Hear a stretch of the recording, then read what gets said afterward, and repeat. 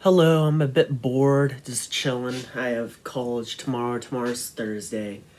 I just thought, why not tell the story of how I founded Octotheism? Like, how did it all start? Why do I believe what I believe, or what conditioned me to believe what I believe?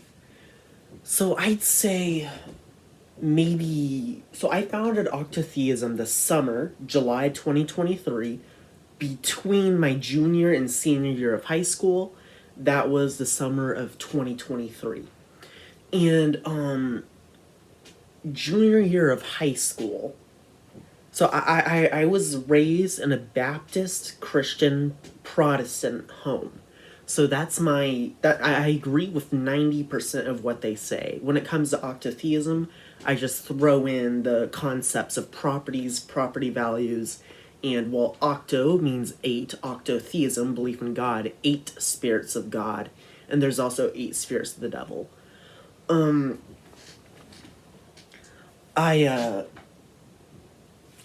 I started, I guess, falling away from Jesus junior year and sophomore year of high school, because to me, like, I wanted to know why is there three spirits of God? Why isn't it just one spirit? That doesn't make sense. If only one spirit is God, what, and also what defines a spirit? In octotheism, everything is calculable. Everything is mathematically computable. We just don't have the resources to actually be able to do the mathematical calculations or know what the formulas are, but everything is calculable. Everything you do, think, say, touch, speak, everything is calculable and predictable if we had the information and the formulas to actually do that. I like math. I want to show you this.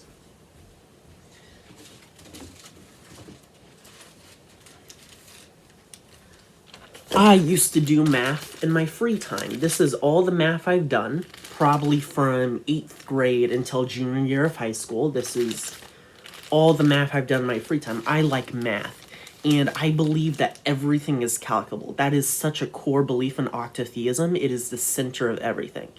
And what defines a spirit? So God, for instance, loves all the time, 100% of the time. But why is that the case? Why can't we love 100% of the time? What makes him different? That's where the concept of properties and property values come in. Because God's love is the tendency to love of God is 100%. The tendency to love of humans is going to be somewhere between 0 and 100%. It's going to be somewhere in that range. Let me put this back. I'll be right back.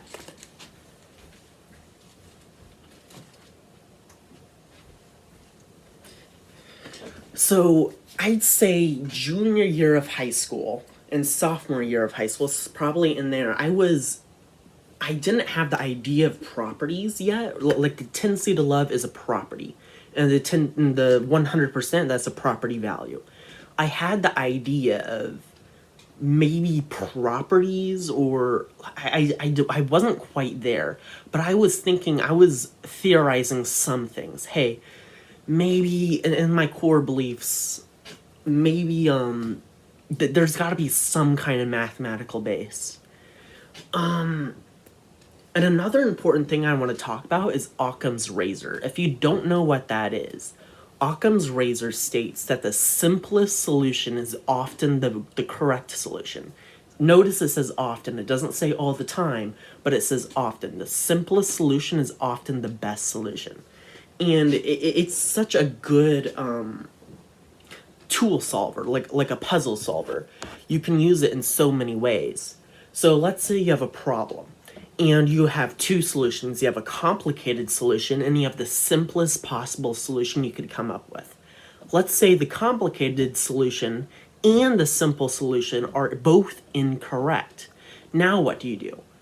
The complicated solution tells you less than the simple solution. The complicated solution means, hey, if this is incorrect, we either have to make the solution more complicated or make it simpler. But with the simplest solution, if it's proven to be wrong, you have to make it more complicated because it already is the simplest solution. And simple solutions are also easier to work with and test rather than a more complicated solution. Easier solutions are just more manageable, they're smaller, they're quicker, they're faster. It's just better all around. So I'd say the concept of properties and property values, which if you're watching this video, you probably already spoke about it, the tendency to love, you understand the concept of what a property is and what a property value is. But I didn't really get to doing anything with, I came up with the properties. I made my own theory. I believe there's 4 properties. I came up with that July of 2023. That was the founding of Octotheism. But before that, right, Kurt Gödel's ontological proof. His ontological, it's not really a proof, it's just a theory, but he was a famous mathematician and philosopher. And I read it junior year of high school. I went to the Wikipedia, I looked at the formal logic thing, I did some research trying to understand what it meant. And he had the idea of property values and properties. So I took that idea and I used it for myself. When I first read it, at first I was, but then it kind of, it lightened something in me. Seeing that, hey, he's trying to apply numbers and values to a spirit in this way, that kind of makes sense. And that led to the theory of, hey, what if there's more than 3 spirits of God? What if there's different property value combinations that result in a spirit of God? Maybe Jesus actually is functionally different than the Father, which he is. The difference between them is Jesus does not require a sacrifice to forgive you, but the Father does require a sacrifice to forgive you.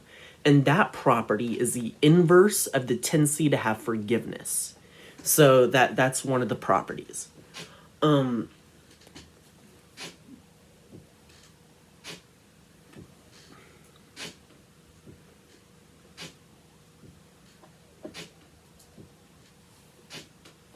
Yeah, so why do I think there's 8 spirits of God? Well, do I have paper? I do have paper. Okay, so there's 4 properties, let's say that. Or let's start simple. Let's say there's only 1 property. If there's only 1 property, which would be the love property, hold on. This paper is not a good option. Let me get another piece of paper.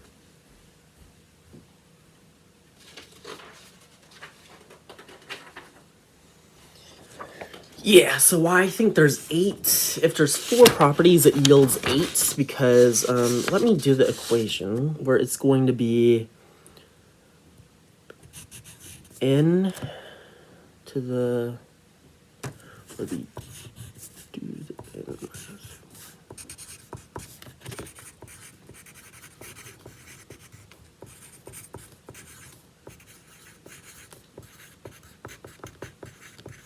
Okay, here we go. Can you read that?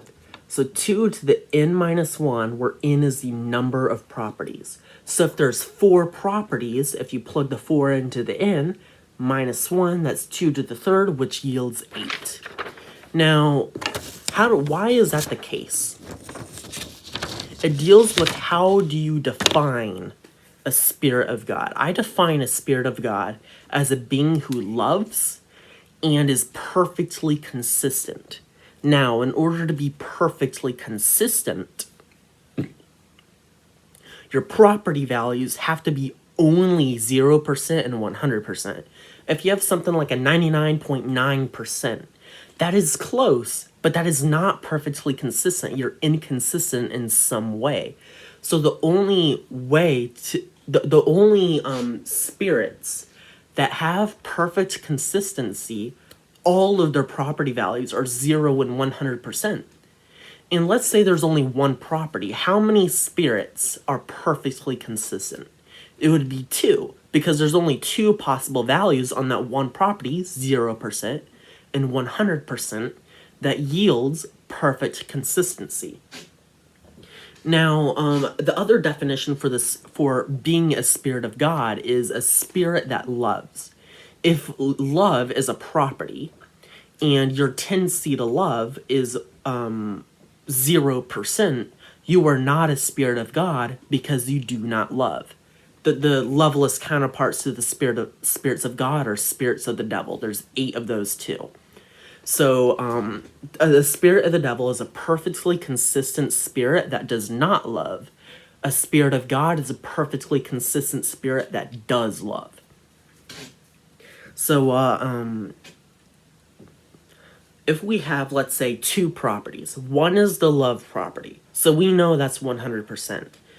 And another property, hey, that could either be 0 or 100%, that yields 2 possibilities, 2 spirits of God. Let's say there's 3 properties. One we know is love, and here we know there's 2 possibilities. But then for each of those 2 possibilities, there's 2 possibilities, which you multiply them to make 4. You get 4 spirits of God. Now let's say there are 4 properties. The same thing applies. You start with 1, you multiply it by 2 3 times, and you get 8. So the number of perfectly consistent spirits, so let me write this as God perfectly consistent.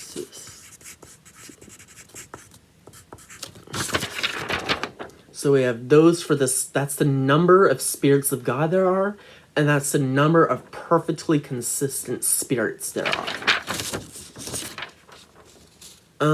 What else do I want to talk about? I think that's all I want to talk about. Well, goodbye. Actually, before I go, I wanted to say one more thing, which was July of 2023. What specifically did I do to construct my theory? I just went through, the first thing I did is I went to Revelation 13. Read that chapter if you want to. So basically, there are spirits of the devil being mentioned in Revelation 13. You have 8 heads and you have 12 horns. You should watch some of my other videos. Like, you can... I think the most popular one on my channel is called Calculating the Number of the Beast. That's what it's called. Calculating the Number of the Beast. Just go to my channel, find it, watch it. It's explained in there. There's some other videos on my YouTube channel that also explains it. But basically, Revelation 13, you have 8 spirits of the devil, and you have 12 horns. So you have 8. So there's 2 beasts in Revelation 13. One beast has 7 heads. The other beast has 1 head. If you add those together, you get 8 heads, which co-aligns with the 8 spirits of the devil theory. And each horn represents a property value of 100%. And it turns out that they actually co-align. So if there's 12 horns amongst 8 heads, and there's 12 100% property values amongst the 8 spirits of the devil, it's the same. The horns represent the property values.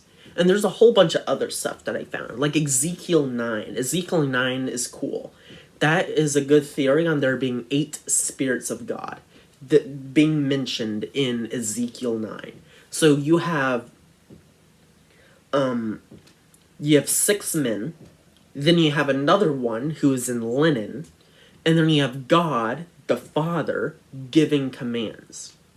So you should read Ezekiel 9 for yourself. It's pretty cool. You have 8 spirits of God there. What's another thing? Oh, another good point is Revelation 3:1. I think it's Revelation. Yeah, Revelation 3:1 is a very interesting verse. I don't know why Christians say, oh, hey, it's not literal. It doesn't literally mean 7 spirits of God. It's another thing. At first, when I read that, something inside of me was turning. I read that. I've read through the whole Bible before. I read that maybe before junior year of high school, I think. And I read that, and that confused me. That made me think maybe there are 7 distinct spirits of God, but we just don't know. At that time, I didn't really have the theory of property values and properties. But at the time, I just had the intuition, or I felt something like I just felt that there was some explanation, mathematical explanation, as to there being 7 spirits of God. I was so there was something. I knew something was up. I knew something was up. But anyways, there's an issue you're hearing. I'm saying it's Revelation 3:1 states 7 spirits of God, but I'm saying there's 8. Inconsistency. Yeah, but what is mentioned in Revelation 3:1, Jesus is speaking. Read it for yourself. Jesus is holding the 7 spirits of God. Jesus is a spirit of God. So you add Jesus to the other 7, you get 8. That's the octotheistic theory for that. What else? I think that's it. Did I mention everything I want to talk about? I'm gonna sit here. I'm not gonna cut this out. I'm too lazy. I'm not gonna cut. I'm not gonna edit. I'm just gonna leave everything as is. I'm lazy. Oh well. Is there anything else I want to talk about?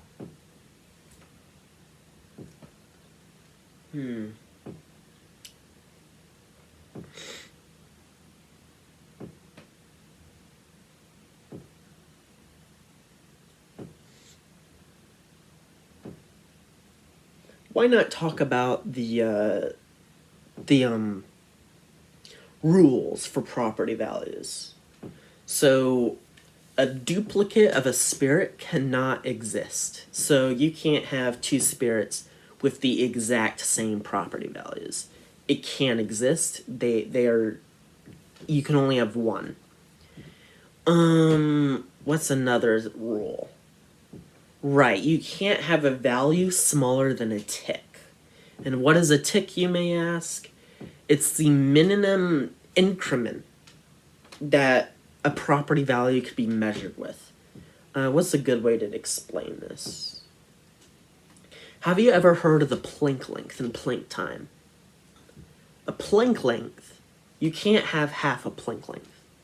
A Planck length is about 10 to the negative 40 meters, something like that. It's really tiny, much smaller than an atom. It's really small. You can't have half a Planck length. You can't have 1.5 Planck lengths. It can't exist. It has to be in increments of Planck lengths. The same thing goes for the Planck time, which is about 10 to the negative 20 seconds. And fun fact, the speed of light travels 1 Planck length every Planck time. So that's an interesting fact there. But anyways, back to what a tick is. You can't have a value on a property value. You can't have something smaller than a tick. So each thing has to be at least tick in increments. We have no idea how big a tick is. We just know it's pretty small, because if you have 4 properties, no duplicates, and you have all the different possible combinations with the ticks, there's a finite number of combinations, there's a finite number of spirits. If you have all of these possibilities, and we have, 8 billion people on Earth right now, what's the 4th root of 8 billion? The 4th root of 8 billion, more than 100. Because 100 to the 4th is 100 million, right? Yeah, 100 to the 4th is 100 million. So we know a tick is less than 1%. A tick is smaller than 1% for sure. We don't know how small it is, we just know that it is small. Is that all the rules and laws for what a property values? Oh yeah, I want to talk about a very important concept. God cannot do everything. Yes, that sounds weird, but God can't do everything. By far, he is the most powerful and he can do the most things, but he can't do everything. One of those things that he can't do is change your property values. They're stuck the way they are. They can never change. Even if you're saved, can't change. They're stuck the way they are. And it raises a question. This is a question I've been having. How did God, quote unquote, create us? How? If he can't change our property values, is he unable to create us, or is he... What happened? I don't think we'll ever know, but I have many theories of, oh hey, maybe all the spirits other than God were frozen in time, and then God decided, oh hey, let's unfreeze the spirits. I have so many theories about it, but I don't know. And also, I want to talk about why we're on Earth. There is this thing I call the request theory. And what it basically states is that any spirit that is destined for hell, God cannot rest with them in hell without their requests being fulfilled. So all of their requests have to be fulfilled first. This includes the devil. So read the book of Job. In the book of Job, we have God and Job and the devil torments Job. God allowed it to happen. That is one of the requests of the devil being fulfilled. Once all the requests are fulfilled, then eternity comes with heaven and hell. And why are some people not going to be allowed in heaven? What's the deal? Isn't there supposed to be no sin there? Isn't it supposed to be perfect? Everyone could be there. Why are people excluded from heaven? Well, it's because of a simple fact. Sin can occur in heaven. It just is in a situation where it won't happen. Why is this the case?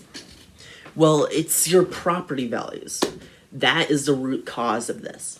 Some in heaven will sin at some point, and they won't be allowed in heaven because of that. In the first place, they won't be allowed into heaven.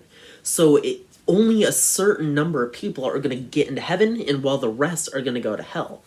God cannot rest easy with people in hell without their requests being fulfilled. So that is why we're on Earth. It's a burnout of those requests. The least amount of pain possible to fulfill every last request of every last damned soul.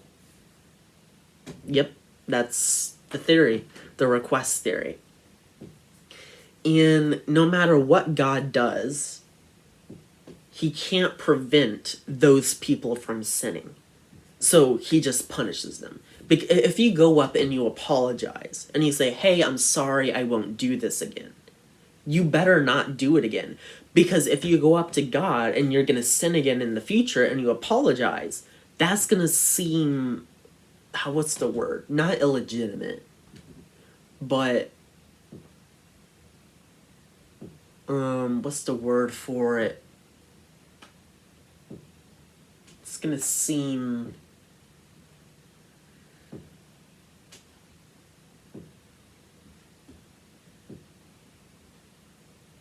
what's the word? Insincere, that's the word. It's gonna seem insincere, because you're just going to commit the sin again in the future. So that doesn't strike very well with God. Is that all I had to say? You know, this video is pretty long. I'm going to end it here.